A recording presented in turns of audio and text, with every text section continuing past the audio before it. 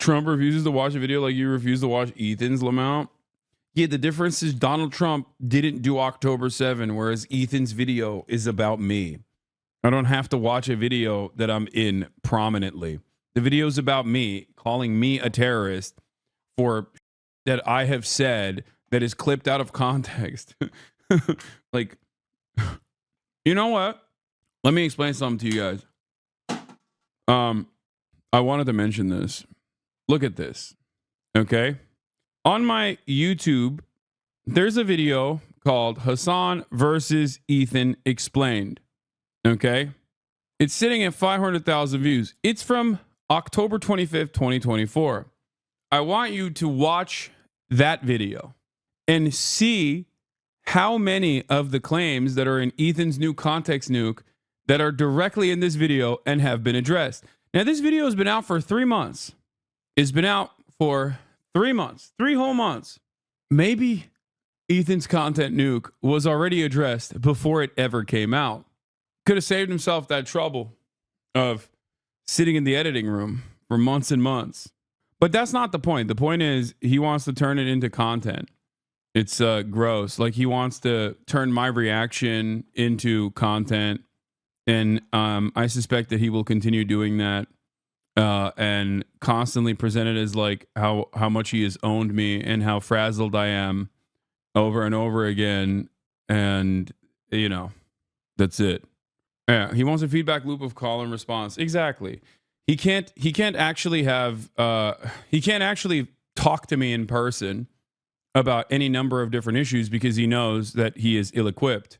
So he will consistently hide behind Instagram stories and his YouTube live feed that he heavily monitors the chat in, that he's basically culled any sort of dissent in his own community in, and carefully crafted an audience that is receptive to this sort of thing, mostly because of Epstein's fanboys that are brigading that he wants in his community, slowly but surely reshaping his community into a very toxic one, you know? Yeah, wait, now you're claiming to be the world's foremost expert on Hasan Piker. I think you need to study up, pal. Yeah. The comments on the live show were hard. The comments on the live show were coming for him hard. Members weren't happy. I know, but it doesn't matter. He just keeps banning those comments. He just keeps banning his own members and just moving on and thinking like, no, I'm on a righteous quest.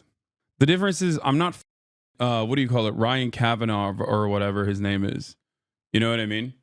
Like, I'm not some random social media billionaire who's done a bunch of shit. This isn't over like me genuinely wronging someone. This is entirely personal. You feel slighted. Careful, you are showing your power level. I know. You feel slighted. You feel upset that your own fan base obviously got mad at you for your lackluster defense of Palestine. And instead of addressing it and going back to the drawing board, trying to understand why people were getting mad at you this way because of your output, because of the words you were using, you decided to consistently level up and just cry more and more. And literally the entire point revolves around like, no, you guys don't understand. I'm the true defender of Palestine, guys. I'm the true defender, not Hasan. He's actually a terrorist. And then a bunch of other disinterested people who, after 16 months, are still running around being like, no, he's not a good defender of the Palestinian plight. I am. It's additionally wild because he's, you know, would you say that the Ethan Klein versus Hasan Piker video was Meet the Grams? I don't know. I don't care about making a comparison here between Kendrick Lamar and Drake, to be honest. It's silly. Yeah. NFKRZ even defended you, saying that he's just using typical Israeli talking points to call people who are against Israel. Dude, yes. It's planes falling out of the sky. Donald Trump ushering in the Fourth Reich, burger style. Okay. Israel has all but completed its genocide in North Gaza, or at least tried to complete it. Ceasefires on shaky grounds. You know, virtually every building in Gaza destroyed. And one of the most outspoken, most attacked defenders of Palestinians being called a terrorist over and over again. I feel like if you consider yourself to be a progressive person, your priorities are entirely out of whack. You can try to say, no, I just simply want like a better liberal advocacy for Palestinians all day, every day. But most people understand what the f- is going on. That's it.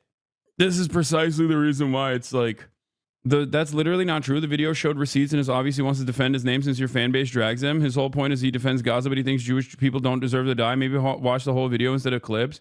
Maybe Ethan should actually, remember the conversations that we had in person for 2 hours instead of literally clip chimping those very same conversations a year after the fact to put it in his video where he calls me a terrorist over and over again, a terrorist sympathizer over and over again, like his goddamn Steven Crowder. But because it's about Israel, people don't have the comprehension skills to understand what he's doing. Just debate then because this is sad. Shut the up. I already said I wanted to. He's the one who's like, you have to watch my video first, which is ridiculous. I'm the subject matter of the video. If he wants to have a conversation with me, we had a podcast, Yeah. You don't understand. He just doesn't want Jewish people to die. Yeah, I don't either, dumbass. The f are you talking about? Like, what is this argument? Yeah, you think I want Jewish people to die? What are you, stupid? Are you insane? Oh, I didn't realize he had such a reasonable position. His receipts are 17-second clips over and over again. All right, anyway. Are you going to let today be derailed by drama slop? Because you say I never talk about drama and shout down anyone who asks you to move on, then talk about it for another 2 hours. The 90% of us is white noise. This is true. You are correct. Yeah.